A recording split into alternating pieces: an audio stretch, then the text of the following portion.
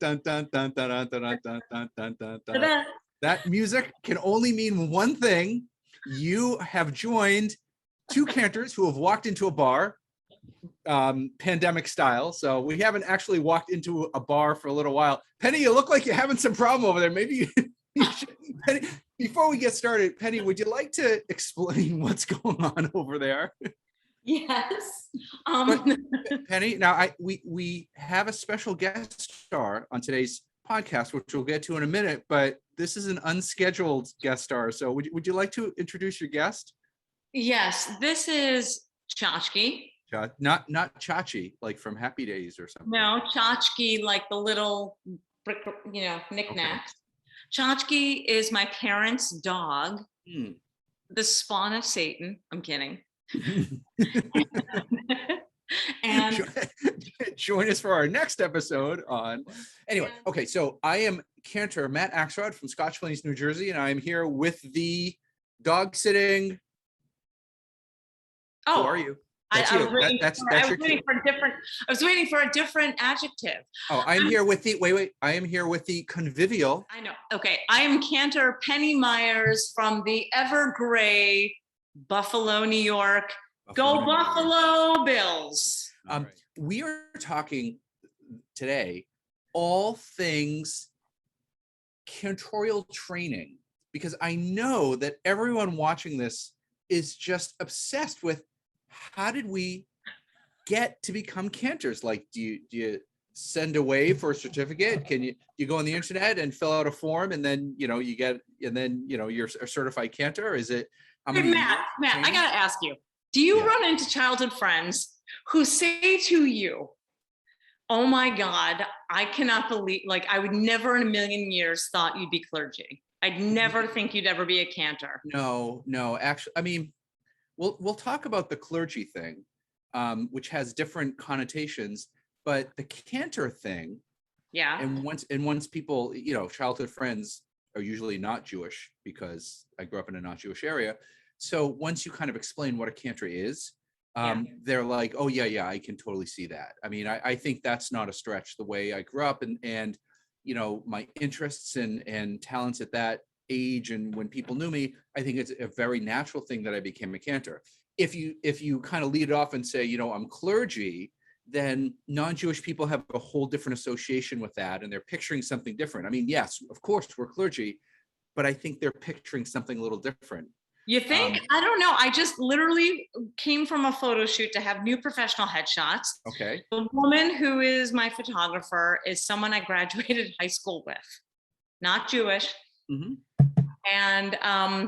And she would say, because apparently I was a very gregarious and hyper and obnoxious class clown, she said to me, it still rattles her. And I don't know what that means. If that's good or bad. Why does that rattle? I mean, that I'm clergy, of all people, who is, I'm not quiet. I'm not demure.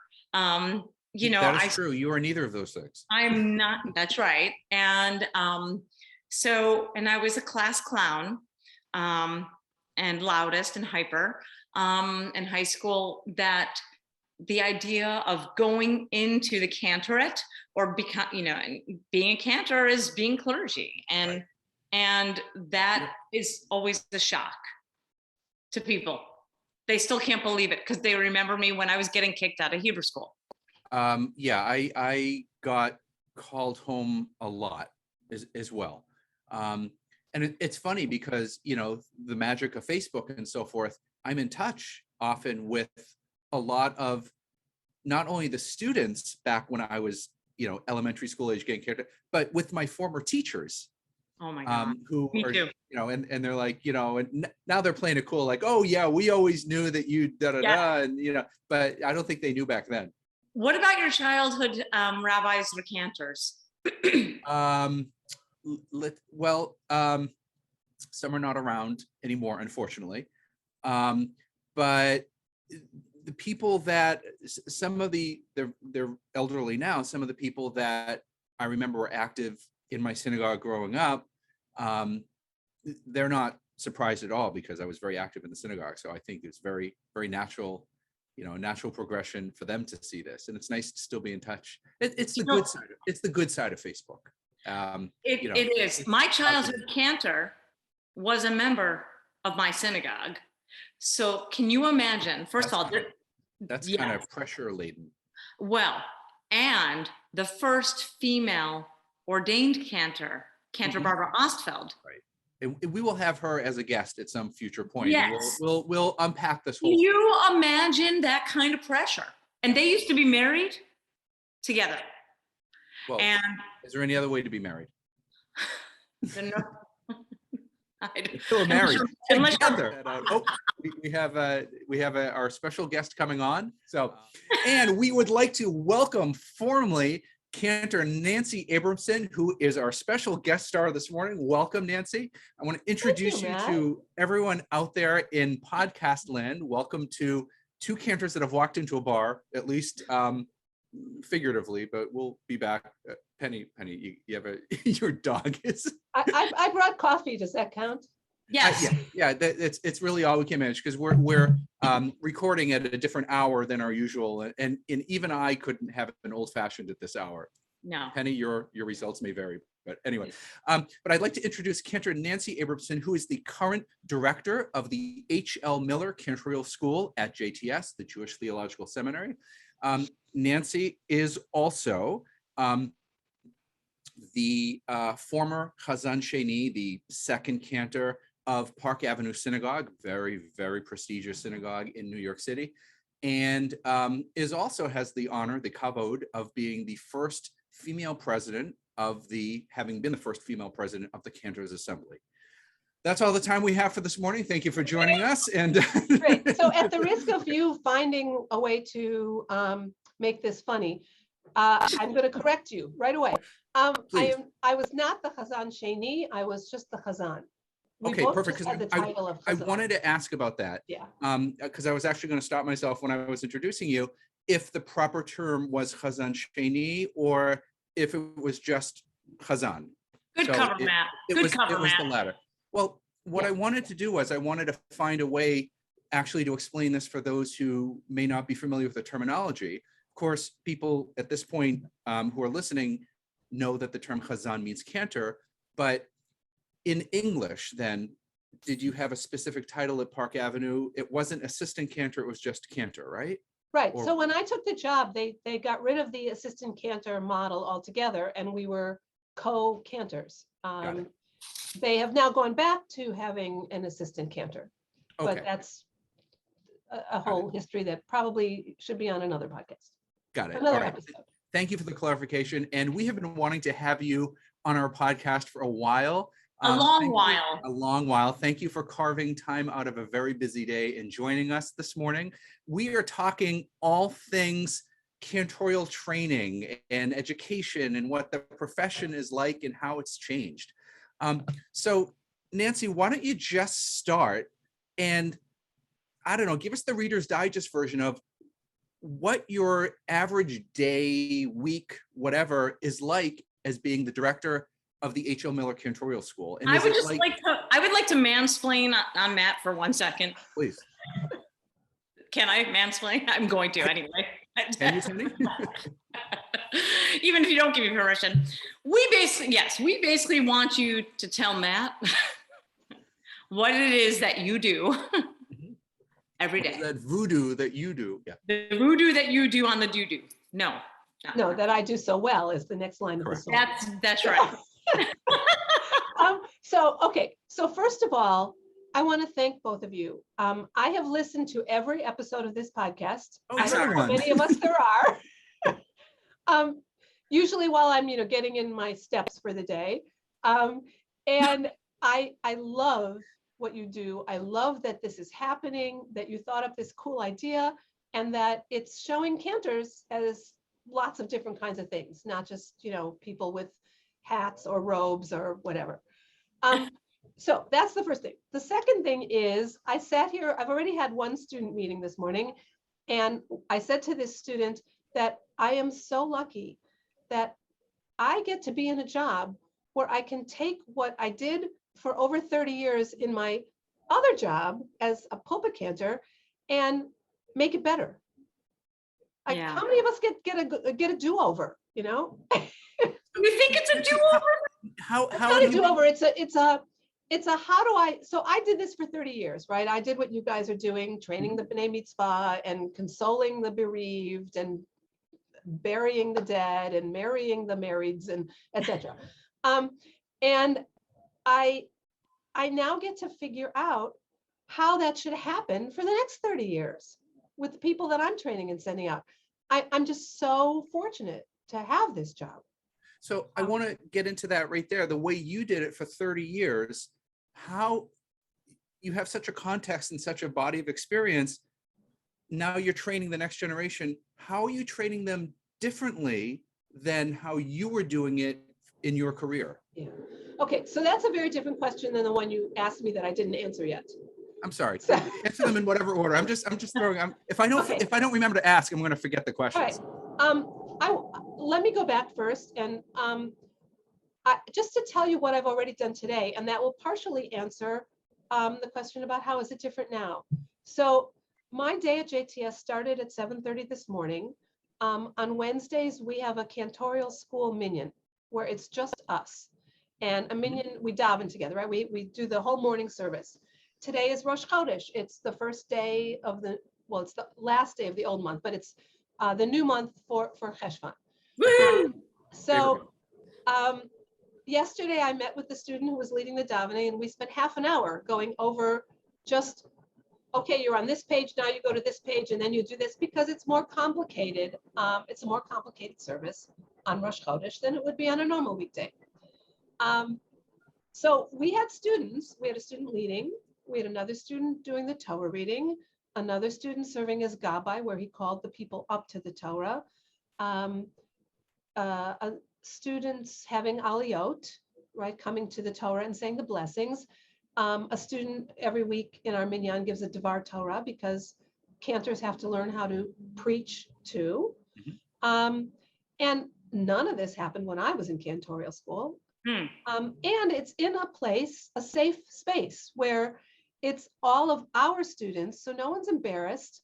There are times where I correct people's nusach and say, that should be in weekday minor, not in Ahava Rabbah, or no, that should have been a Kaddish Shalem and not a Chatzi Kaddish, right? Or just, and it's okay, because we get each other. Do you correct them like in the midst of their davening? Do you just say, stop?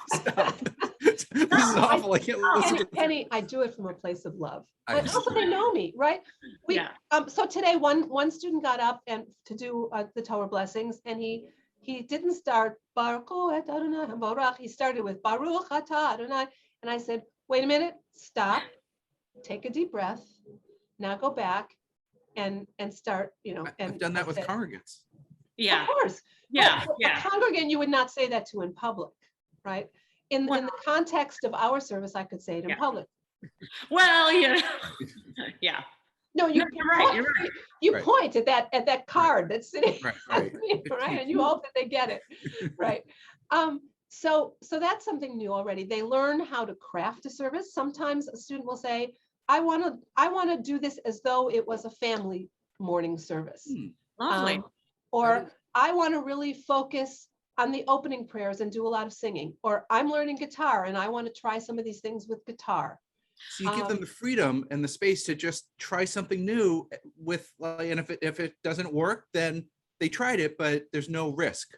Correct. And afterwards we have a breakfast together, and then an opportunity to critique. So the person who led the davening talks about how it felt, what they thought they were going to accomplish, what they thought they really did accomplish, and then everyone else gives comments.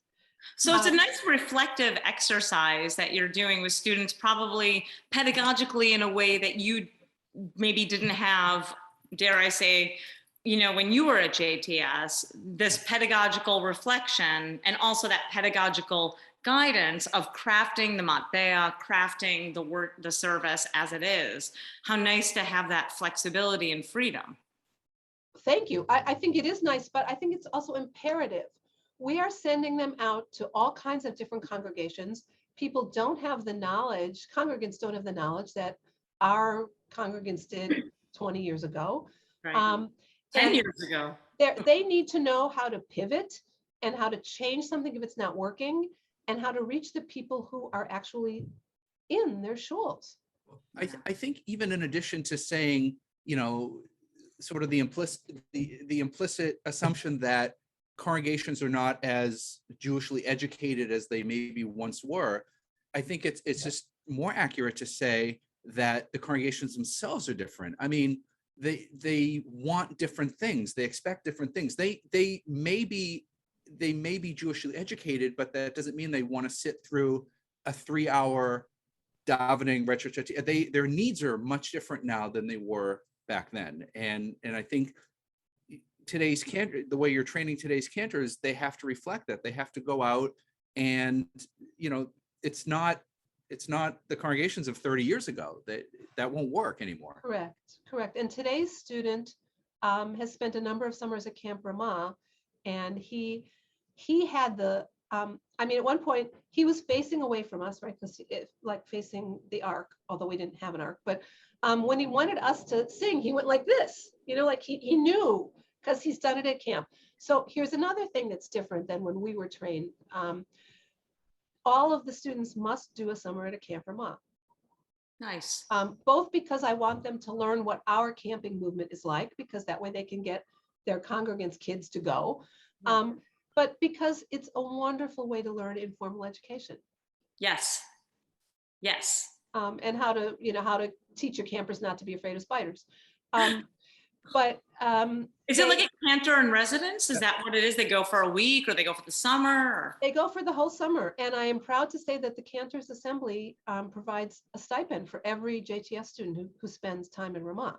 Go CA. Yes. So, it's interesting. Back in my, so we're it's like, the 30+ year timeline back when I was in Cantorial School, a little more than that. And, we had to go to Israel and take a year in Israel. And then we had to do our years at JTS. And that was it.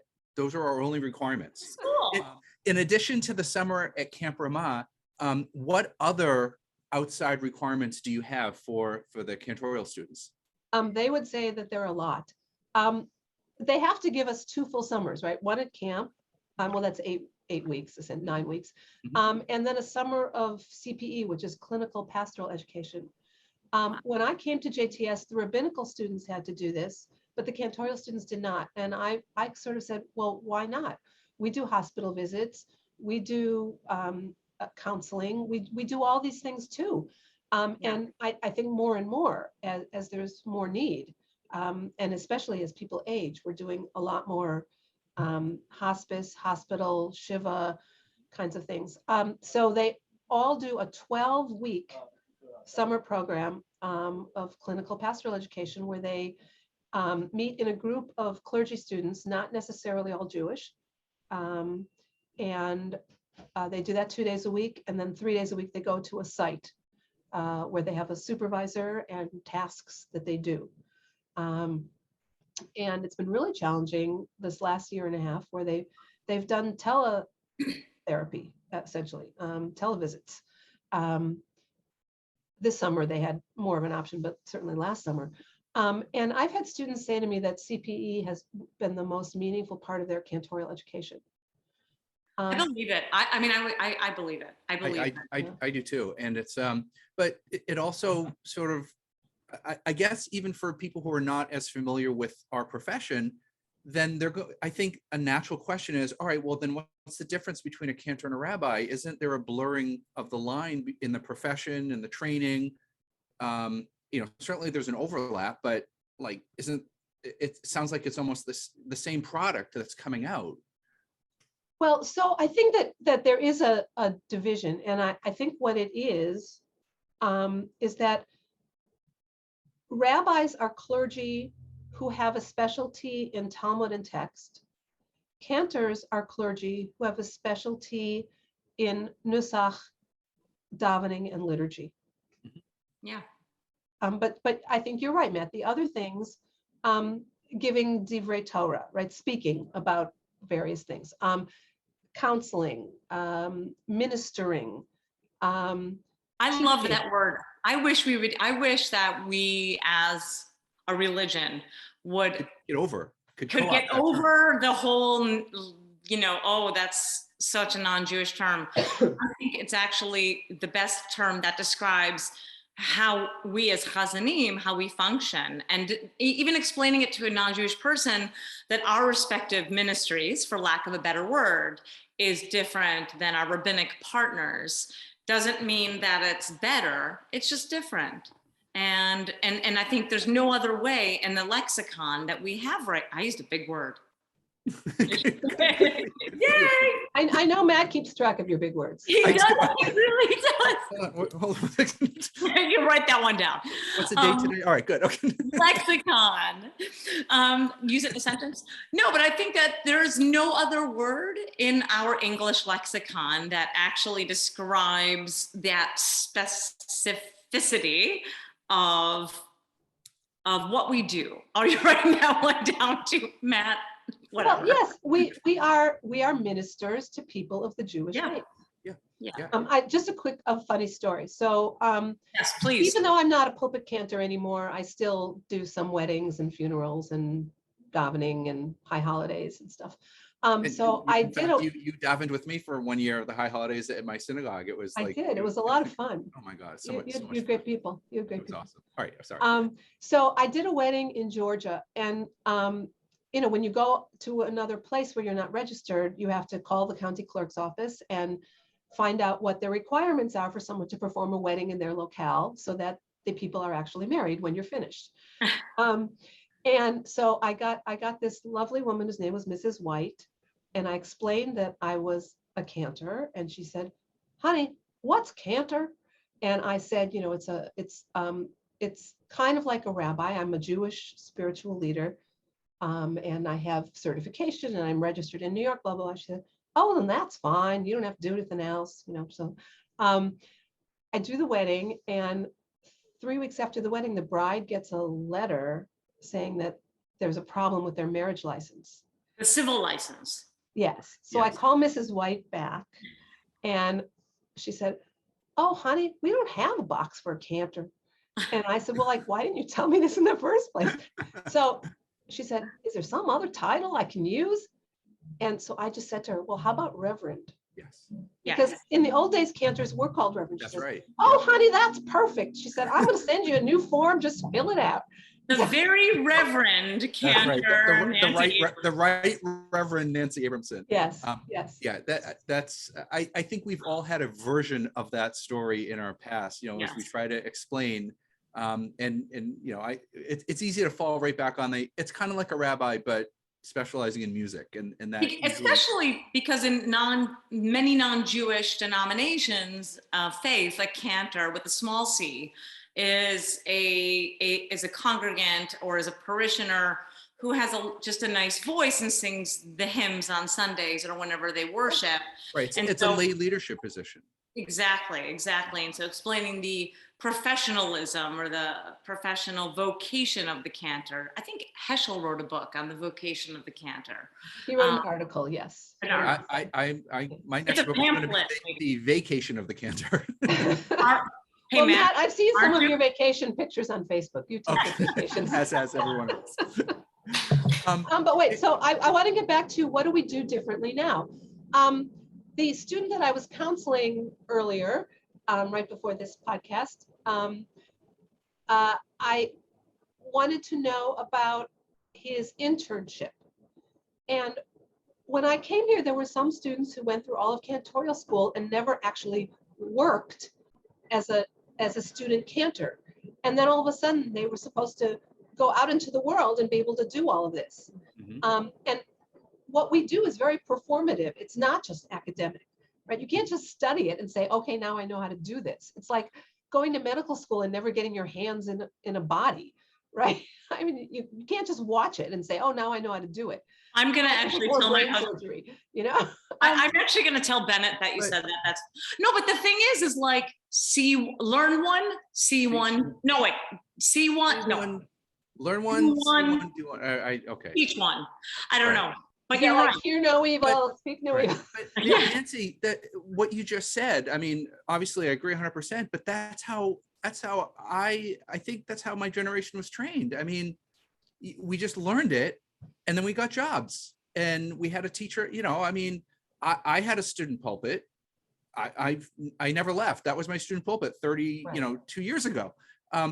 I just went out and I had learned Nusach and I knew how to lead services and so forth. And I went and I taught myself on the job how to be a cantor, basically.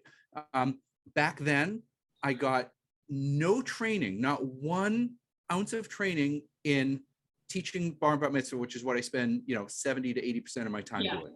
Yeah. I took 1 semester and with little children's songs. I spent 2 years on Yiddish art songs. And I memorized tons and tons of esoteric nusach and prayers, which, are great and really interesting and intellectually challenging, that I never sang out of that classroom ever again in my life. So as an academic exercise, it was interesting, but, that was my experience. And that's no surprise. What JTS used to be like way back when. But then Matt, and I'm not advocate. If I had the ability to attend JTS and move my family to New York and do the compulsory year in Israel, I would have. And I know that the Cantors Assembly offers a program where you already have to be, in a pulpit full-time or whatever it says. And I look back on those years of, 1 day off a week and driving up to another country, Toronto, Canada, to study with my mentor. And, it was almost all independent study without any chevra or chevruta, because didn't know who was in the program or where anyone else was in the program. And there's something to be said about going to JTS. And I feel that sense of 100% of loss in a sense, because also you have a cohort. And I'm still, we're still all friends. I mean, we're, all the people that were in those years and we're colleagues and friends. Nancy, what would you say? I mean, speaking of blurring of the lines, sometimes you go out there in congregational life and it's hard to tell whether you're in a conservative or reformed congregation now. Even, unless, they identify, they affiliate, but there's definitely a blurring of the lines. And what I would like to know is what now sets apart conservative cantorial training from reformed cantorial training? It's a good question. So I take very seriously that I inherited here the best teaching of Nusach anywhere in the world. I will stand by that. That it's not only the best, but it is the most intense and in-depth of any cantorial school, of any program. And I mean, I had the privilege of studying here with Max Wahlberg and Charles Davidson, who wrote the books, right? that the students now use. And we were the experiments that they used to be able to write the books. So I think that it's ironic. It's not the Orthodox movement, but the conservative movement that is the keeper of the Nusach. And I think that's a great privilege. And as I said, I take it really seriously. But having said that, I also understand that aside from the high holidays where everyone wants to hear Anakam Dead Una Tana Tokef, they're not so interested. We don't want them to die right then and there. But if you wait 2 paragraphs, we cover that. So it's we do. but they're not so interested in a 5-minute Tikanta Shabbat. Right. If they even do a repetition of the Amidah. So we have added courses in how to go in and out of Nusach with tunes. All of the students must go to the North American Jewish Choral Festival at least once, and we pay for that for them. I have a donor. Awesome. They go to song leader boot camp, and we pay for that. We stipend that. That's also a requirement? It's not a Or just a strong requirement, encouragement? but, and I can tell you that I've had some students from more traditional congregations who said, I don't need that song leading stuff. And then they go and they come back and they're like, oh, but this is amazing. I have faculty members who've gone to song leader boot camp, and come back and because they realize too that cantorial dinosaurs are just that, they're dinosaurs and they will be extinct. And I say this with love because I love all my colleagues who are cantorial dinosaurs, and there are still some of them around. But they're not going to get the jobs 5 years from now. No, you have to really have, you're absolutely right, having that pivot and that balance between moving in and out of nusach and a congregational melody that would be, I would call contemporary melody. And that is a real nuanced skill. And it's I had to learn it the hard way, not by being taught, but just on the job, and yeah. So when the students do their nusach presentations, and every year students do a presentation of like 20, 25 minutes on some aspect of the service. If they're studying Shabbat in their nusach classes, it'll be something from Shabbat. If they're studying high holidays, it'll be from high holidays. If they finish nusach, it could be a mock wedding or a funeral. I had a student a couple of years ago do the funeral of Emma Lazarus. And he did a eulogy on Emma Lazarus. It was great. And they have to include a choral piece in this so that they learn how to do like a volunteer choir, because they have to get their fellow students to sing with them. It's like herding cats. And they have to include at least one congregational melody that's not by a dead male. Thank you. Which is, I mean, thank you. That's no small challenge given the body of cantorial, musical literature. I mean, that's. Yeah. Well, that's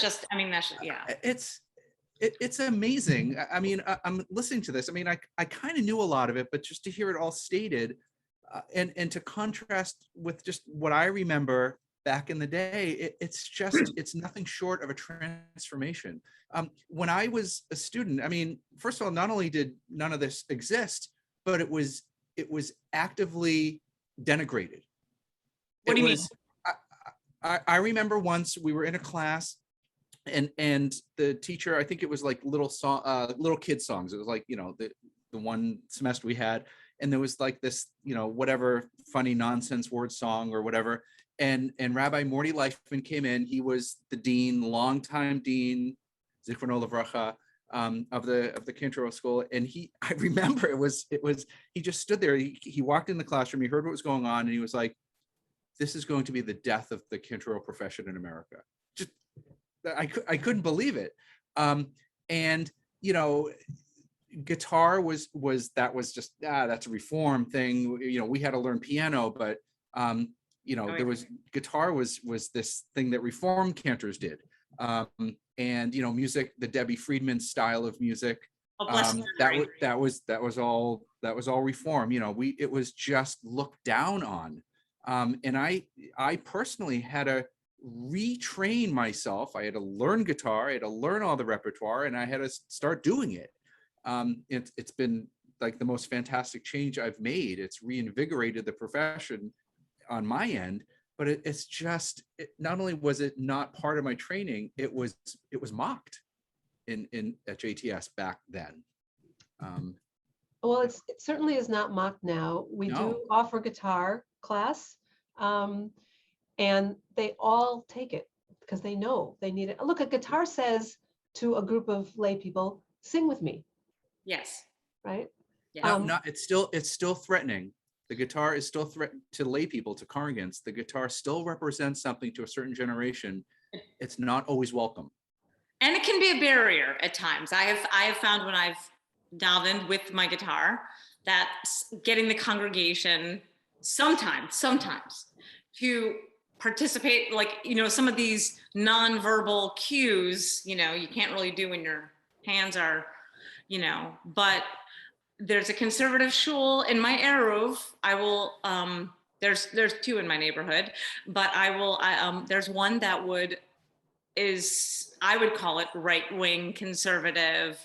The idea of having instruments at any point, and is just, oh my goodness, like you couldn't, what a shanda it would be.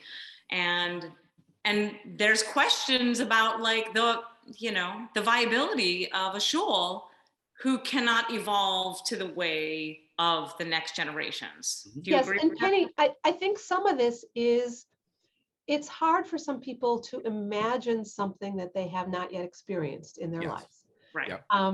That when I came to Park Avenue, I used guitar in my audition because I wanted them to see something different than cantor and organ. I mean, I had the organist play for me too, but and it was mostly older people right on the committee, and they hired me. So, and then for me, right, to take my guitar into the nursery school and be considered Cantor Nancy the rock star, like that was the best part, right? That's so much fun. Yeah. One of our students who has worked in Ramah a number of summers created a course that he calls Ukulele. And he got camp to buy 10 cheap ukuleles, and he teaches Hebrew songs to a group of kids. They come in one group after the other, and he teaches them Hine Matov on the ukulele and all kinds of stuff. Yeah, I mean, you walk around with a guitar, you're like a walking party basically for everybody. Yeah. We're running out of time, unfortunately, because I'm sure I speak for Penny when I say we could do this all day. All day. But I want to. There's one more question I want to ask you. Thank you for speaking on my behalf. Hey, listen. I'm sorry. Just use a big word, and we'll think you are Penny. Absolutely. I just like to harass Matt. Okay, and mission accomplished. Yes. So, Nancy, just to kind of finish up, what would you say as being the director of the Cantorial School?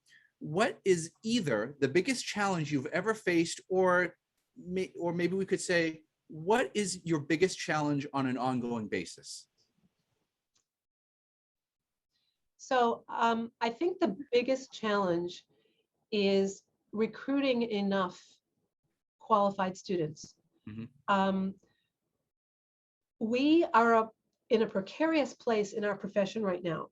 There are a lot of us who are older and looking more towards retirement in the next 10 years. And we are not creating enough new people to replace us. I've said, you've probably both heard me say this before.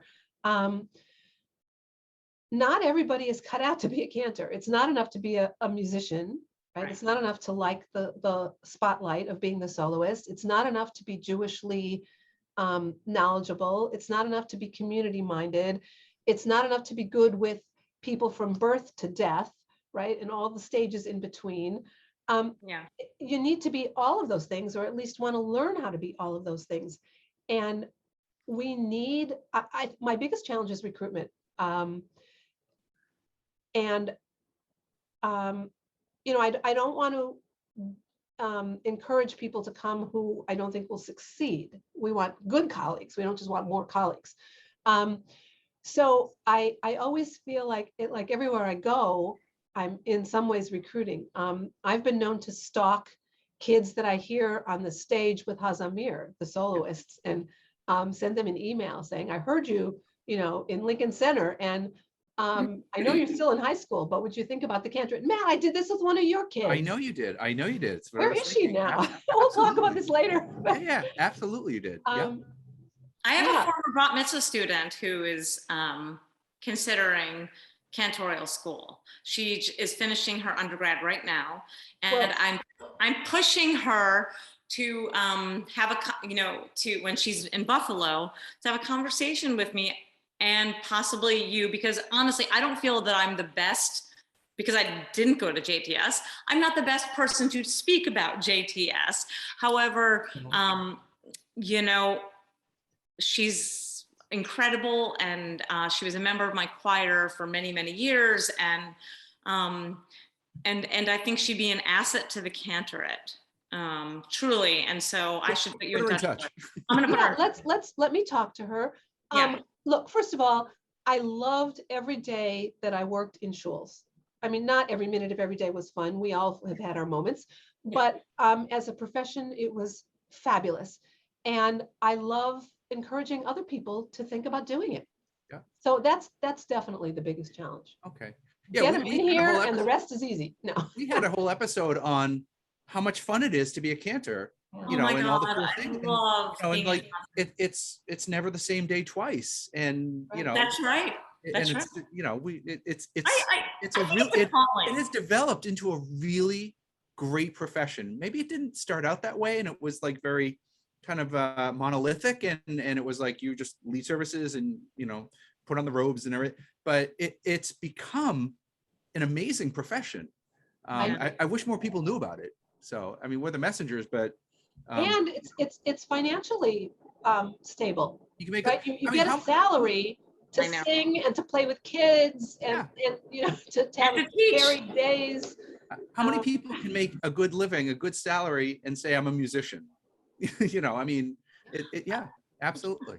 So, so I have to, we have to come to a close, unfortunately. Perhaps we'll have you on again and do a part 2 episode, because I had so many. We should bring students in. I want to talk. Maybe Nancy we'll plan it, and you can choose a student to join us or something, or maybe we'll figure something out.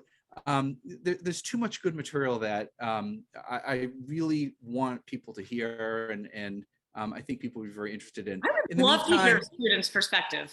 Yeah, totally. And then we'll kick Nancy out of the room, and then they'll really we'll go to breakout rooms. All right, no one can hear anything. Just say what you really think. No, we're not going to share it. Only on the podcast. Speak into the microphone. Okay. Trust me, they tell me what they really think. That's okay. That's a trust relationship. That's good. Nancy, thank you so much for taking time out of your busy schedule and joining us today. It's always wonderful to see you. Can't wait to see you again in person sometime, which hopefully won't be too long. Well, thank you both. This is fun. Yeah, you're amazing. You really are. You are totally amazing. One of my. Thank you so much. Don't go there. You guys are amazing too. Oh. All right, we're all amazing. We're all amazing. Matt, not so much. No. All right, well, whatever. Anyway. All right. Thank you so much, Nancy. Thanks, guys. Nancy. Hot stove. How awesome is Nancy? How awesome is she? I wish I went to JTS. Well, I tried not, like I said, I mean, I don't, No, I listened to what she talks about today's cantorial training, and